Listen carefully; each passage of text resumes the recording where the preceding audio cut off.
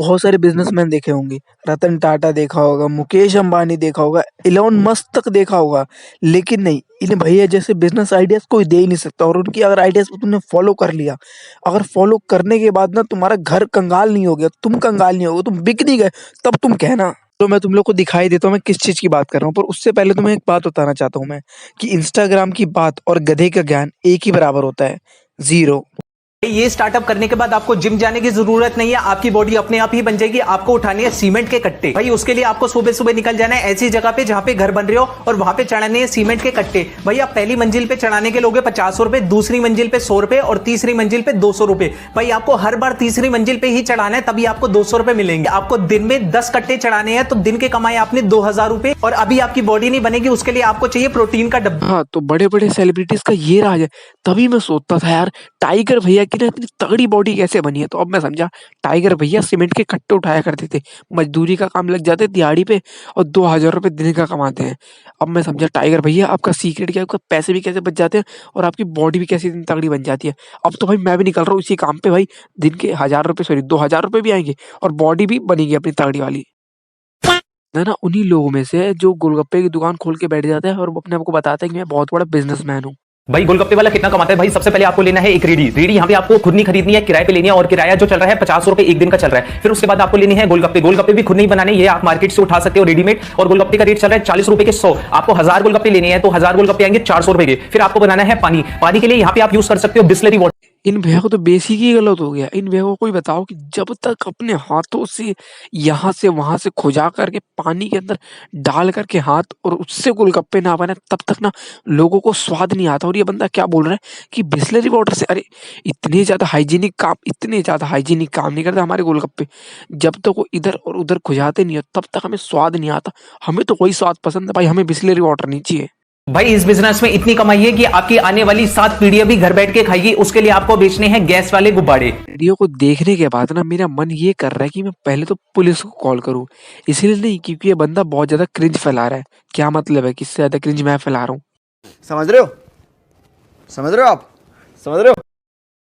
इस बिजनेस से ना लोगों की 7 पीढ़ियां अगर घर बैठे खा रही होती ना, तो हर बंदा यही बिजनेस कर रहा होता।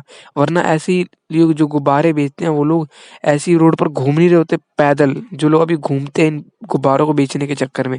और ये बंदा ये बता रहा है कि 7 पीढ़ियां बैठ के खाएंगी। अच्छा, उनको एक वक्त खाने को नहीं मिलता और ये 7 पीढ़ियों की बात कर रहा है। भाई इस स्टार्टअप को सर्दियों में शुरू करना है, मतलब अभी जितनी ज्यादा सर्दियां पड़ेगी उतनी ज्यादा सेल होगी। आपको बेचनी है मूंगफली गज्जक रेवड़ी। उसके वाह, मतलब क्या यूनिक आइडिया दिया है। मेरे दिमाग में मतलब असल में आइडिया ही नहीं आया कि सर्दियों में मतलब इससे अच्छा बिजनेस मैं कर ही नहीं सकता कोई। अगर मैं अभी घर के अपने बाहर निकलूँ ना, तो 3 दुकानें मेरे घर के बाहर लगी पड़ी है इसी की, मूंगफली बेचने वाली की। अब इतना ज्यादा कंपटीशन है, लोग मतलब मरे तो जान ही रहे लोग कि नहीं भाई मैं तो इस चीज खरीदूंगा क्योंकि भाई बहुत बड़ा एंटरप्रेन्योर है, बहुत बड़ा बिजनेसमैन है। हर किसी के पास दिमाग है कि इस वक्त यही। भाई ये बिजनेस कोई भी कर सकता है, चाहे वो कॉलेज का बच्चा हो चाहे वो जॉब करता हो। आपको कॉलेज खत्म होने या जॉब खत्म होने के बाद एक खरीदना है झूला, और डेली 6 से 8 बजे तक बच्चों को झुलाने हैं झूले। आप 2 घंटे में 50 बच्चों को झूला झुलाओगे और एक बच्चे से पैसा चार्ज करोगे 20 रुपए। तो इस हिसाब से 50 × 20 = 1000 रुपए। दिन के कमाए आपने 1000। जब आप कोई बिजनेस स्टार्ट करते हैं तो आप ये आइडियाज सोचते हैं कि कुछ यूनिक सा आइडिया लाऊं मैं, या फिर अगर नॉर्मल आइडियाज भी हैं तो कुछ ऐसे आइडियाज को अच्छे तरीके से चीज़ों को करूं कि मेरे पास जितने भी सामान खरीदने वाले लोग हैं वो नॉर्मल दुकानदारों से ज़्यादा हैं। पर इस बंदे को लगता है कि ना दुकानदार के पास ना सामान खरीदने वाले लोग ऐसे ही आ जाते हैं, मतलब लोग मर रहे होते हैं लोग कि हाँ भाई मुझे तो सामान खरीदने में बहुत सारे पैसे पड़ रहे हैं। इसको कोई बताओ कि 2 घंटे में क्या लग रहा है 1000 रुपये कमा लेगा। पता है फिजिकली कोई चीज़ करना बहुत डिफिकल्ट होती है। हम ऐसे ही बोल देते हैं कि हम ये कर लेंगे, बट जब हम उसको करने जाते हैं, इम्प्लाई करने जाते हैं, बिल्कुल पॉसिबल नहीं होती। और 2 घंटे में जो 1000 कमाने की बात हो रही है ना, ये बिल्कुल पॉसिबल नहीं होती। भाई ये साइड बिजनेस वही कर सकता है जो सुबह उठने की काबिलियत रखता है। आपको सुबह 6 बजे से 8 बजे तक मारना है गाड़ी पे कपड़ा। भाई उसके लिए आपको चाहिए एक बाल्टी, वो आप घर से ही उठा सकते हो, एक शैम्पू और एक कपड़ा, और आपको निकल जाना है सुबह गाड़ियों पे कपड़ा मारने। इस बंदे ने ये बात बोली ना कि जिसके अंदर सुबह उठने की काबिलियत है सिर्फ़ वही ये बिज़नेस कर सकता है। तब मुझे लगा भाई ये बंदा कोई बड़ी बात बताने वाला है, पर नहीं। इस बंदे का मैं क्या करूँ? मतलब इस बंदे को लगता है कि जो मैं आइडियाज़ दे रहा हूँ ना, ये मतलब बहुत ज़्यादा यूनिक है, पर इस बंदे को कोई बताओ कि इसे हर किसी को पता है ये वाली बात। और अंबानी का मुझे लगता है ना कि यही पेशा हुआ करता था पहले जिसके कारण इतना अमीर बन गया।